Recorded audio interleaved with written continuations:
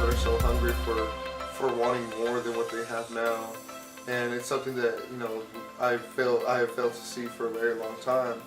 I realize that there's a lot of students and people in general that just settle.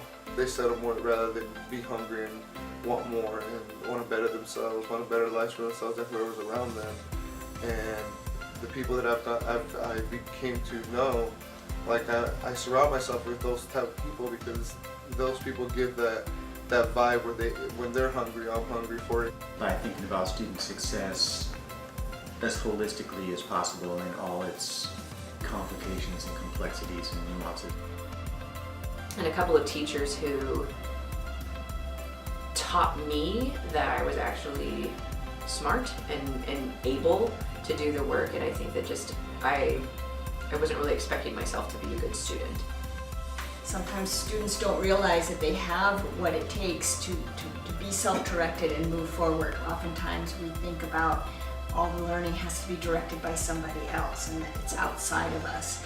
And I always tell students that that's my ulterior motive, even if they just come in saying they need 1 credit humanities to finish. It's like, well, you'll do that, but let me tell you what I'm also hoping you'll get out of this experience. I think we depend on each other every day. I mean, in different ways. Like,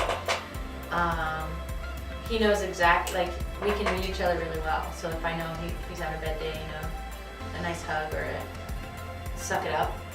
It's nice to have a very familiar person, and for the most part we're pretty happy people, but we have our moments, and it's nice to have that one person that knows, hey, I know something's wrong, what's up? And then you can actually, it's a safe place to be like, okay, here it is. I love creating community in the classroom. So one of my favorite things about teaching is the fact that I have the opportunity to bring together students with tons of different background experiences and life experiences coming into the classroom and bringing all of those background opportunities, experiences. Really, it's ultimately it creates a space where students can learn from each other in ways that I can't even ever plan for. I think that if you are at a school or a community college that gives you the ability to be successful, I think you will be. But it goes back to whatever you put into something is what you're going to get out of it. And so to be a successful student, it's if you're doing what you need to do, the end result will be hopefully what you want or something better than what you think you could have. I'm an Army veteran for 5 years. I was medically retired for getting blown up in Afghanistan several times, which caused paralysis for a couple of years, and had to learn how to rewalk. I am a full-time student, but I don't live with my parents, so my responsibilities look completely different from the traditional student. And so I just feel like there's this blind spot on campus where, yay, we have all these student-run organizations and all these clubs, which I mean are all fascinating. I would love to be a part of a lot of them, but my external responsibilities keep me away from those things. So I don't get to connect on the campus community as much as I would like to. And so there's definitely a blind spot in regards to the older student. Obstacles we face outside of school. So like for instance, I have like really severe asthma and I had to be hospitalized. So of course I missed some school this quarter and every quarter really. And then of course there's always like the bills and I have a lot of friends that have like children or are single mothers, so they're like doing it on their own. So I think like being in school is the highlight of my day. It's everything that happens out there.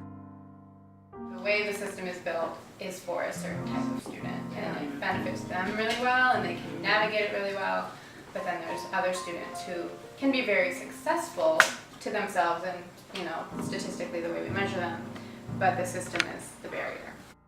Everybody at this table either has had imposter syndrome, currently has imposter syndrome. I've always had it in every context. It doesn't go away. Everybody's terrified of something when they're sitting in the room, so I just want to continue to sort of bring that out and just grapple with it. Fear and or doubt. Sometimes people don't ask the questions because they're afraid to ask. even though the answers probably are just right there with that person. Because I understand those feelings, like the anxiety, the fear, the feeling like an imposter. My big thing I would say is I just really don't, I feel like I'm pretending. And so, and that's what I shared with this instructor, it was actually Leo. And I was like, I feel like I'm pretending. I'm here on campus and I'm coming to class. I feel like I'm going through the motions and I don't feel like I belong here at all. And what was awesome was that he said to me, he was like, well, you sound just like me when I first came. And then he shared his story of how he came to Whatcom. And it was just this great connection. I also am a first-generation college student. I didn't know what that meant until, like, I don't know, a couple of years ago, I guess. But my parents didn't go to college, and I learned about college because a former student in my high school who was a cheerleader came to our history class to tell us that you could go to a state university and what it was like to go to school. And she was wearing like sweatpants when she came to visit. She's like wearing sweatpants and like a t-shirt and no makeup, and she even made mention that, you know, oh, if you go to college, it's a great place where you can be yourself and you don't even have to wear makeup. And I was like, if college did that to her, then this is a good place to go. And then I started looking into, you know, was thinking about what I wanted to do, and I sort of had this affinity for, you know, culture and religion, and part of me I think really wanted to be kind of like Indiana Jones, but not like the grave robber part, the part that like in the movie where he throws the briefcase down in the classroom, you know, I was getting ready to teach, and then like there's the girl in front of the classroom that closes her eyes and says, "I love you" on her eyes. Well, I mean, it was a young boy, so like that was impactful. Like, right? I don't really imagine that's how the relationships work with professors and students these days. But I appreciated that that whole thing about showing up to a classroom, knowing some stuff, being able to talk about it, and work with like learning. And so I looked into how. Like what you had to do to become a college professor, and about all I could figure out, like in earlier days of the internet, was that you had to have a PhD, and that's how you could teach. When I think about how different I am now than when I started, the only thing I really regret was not doing it sooner. I turned 36 in a couple of days, and I'm in class with like 16-year-olds, and gosh, I think like, man, these people, they don't even know how successful they can be, you know, like they have the world by the tail. So don't be afraid to ask questions. I was really afraid to ask questions when I came here because I didn't want to seem stupid in front of people who really knew what they were talking about. But the stupidest thing I did was not ask questions, so I really had to get over that hump. I got medically retired May 2013 from the Army. So I did the Marines and then I did the Army as well. I had a great unit. I was in the Marines and part of a squad, 11 guys, and great group of guys. And some of them I still talk to this day, and some of them aren't around anymore. And so for me it's kind of full circle, because you know, they had dreams and goals, and they were taken way too soon, and so I always think about them, and that drives me. And, you know, hopefully I can honor their life and by making my life the best I possibly can be. The person who inspired me to get better too, I become a student, was my daughter. When she was born, it was just a new open door.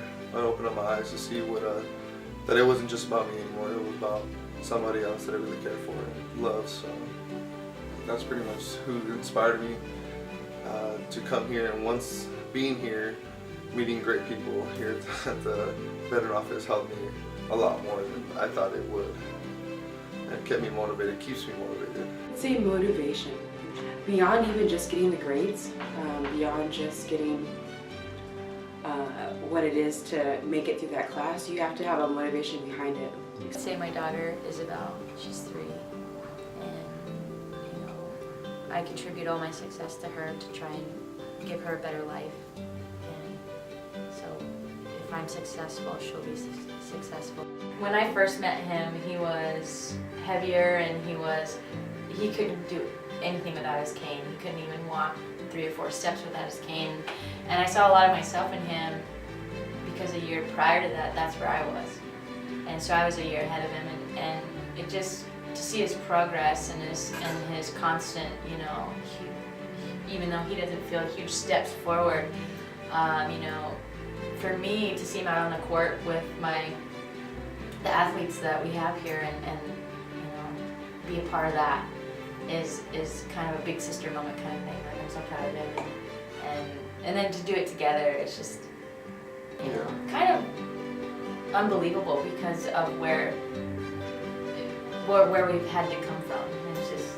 It's really exciting for me to see, and even though he has it every once in a while now, for the most part, you know, we are each other's biggest fans for sure because we know exactly where we came from and like how hard that journey was. And you know, sometimes I forget it, and sometimes he will, and we'll remind each other because people take, you know, walking for granted, and it was a hard thing for us to get to that point.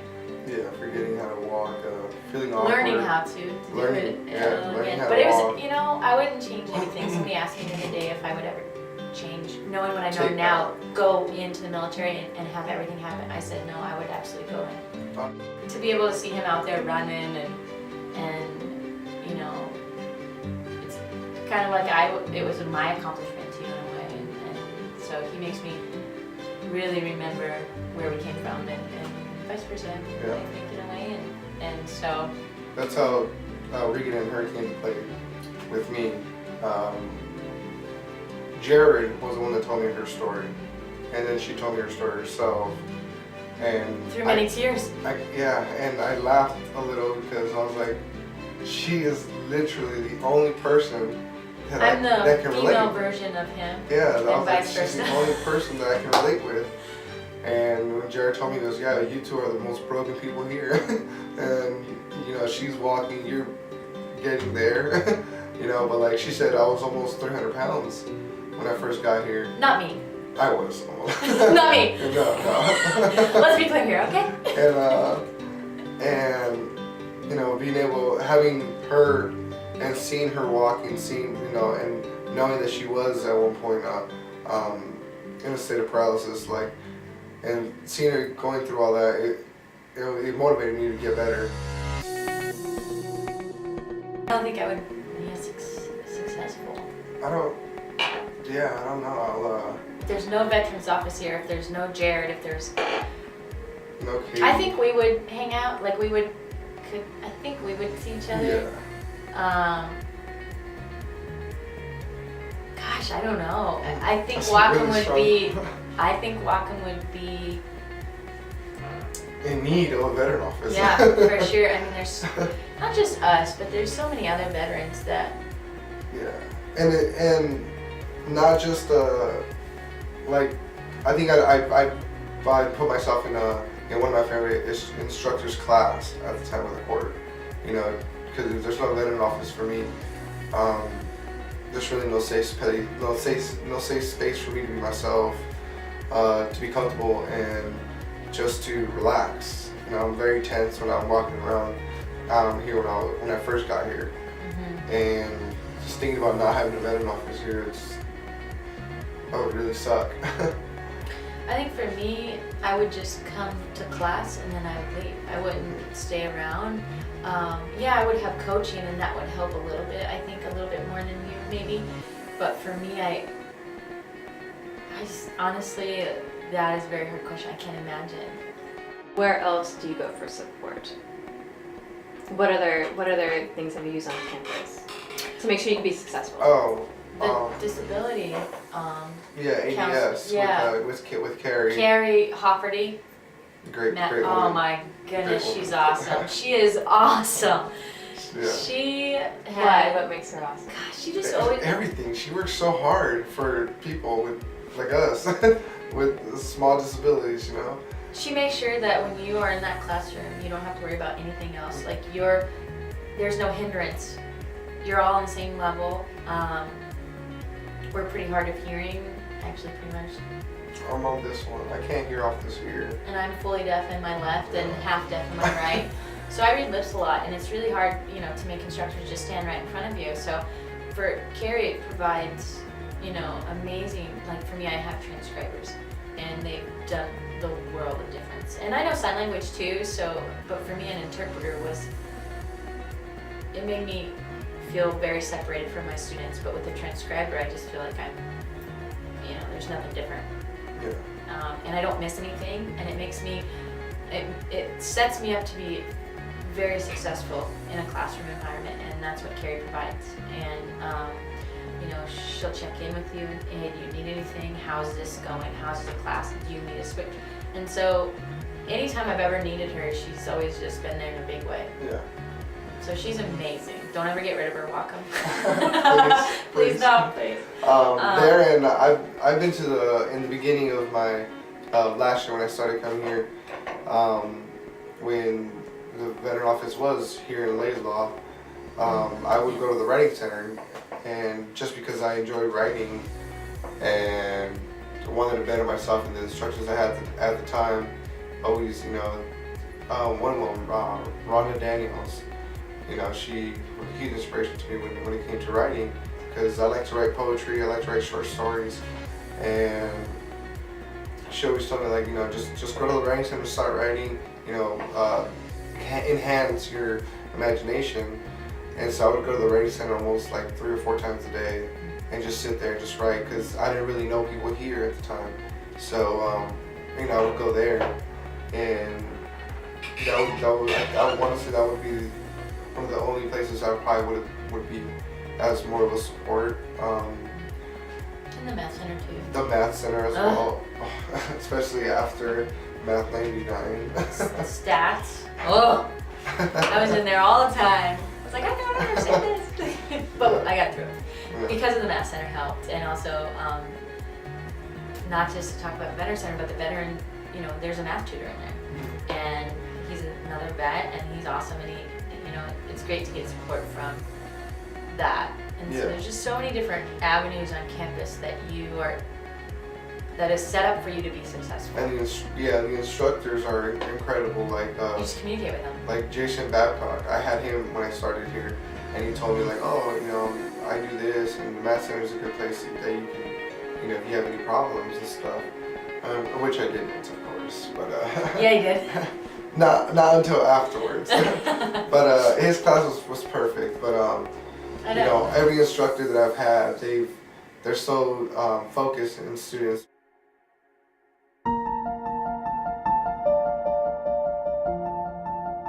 Student success is students making informed choices that are moving them towards life goals, such as academic and career clarity, or maybe moving towards better mental or physical health, financial stability. It could also be degree attainment, but I think some of those smaller benchmarks fall into that bigger picture of student success. Oh snap, I got a 4.0 here, or oh, I'm on the Dean's list. That's something I've never thought I was capable of doing. Yeah, I was in the Dean's bad list. Yeah, not the same list. Not the Very same different list, list. Same dean, different list. First off, graduating for me was important, my kiddo, to show her that, you know, if you're very determined and you know, hard work pays off.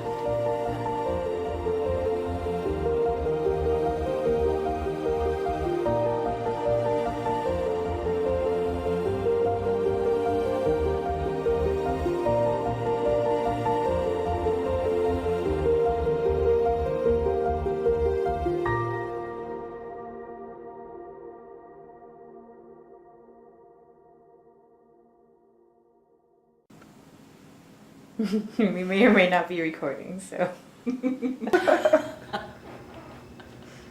Are we rolling? Yeah.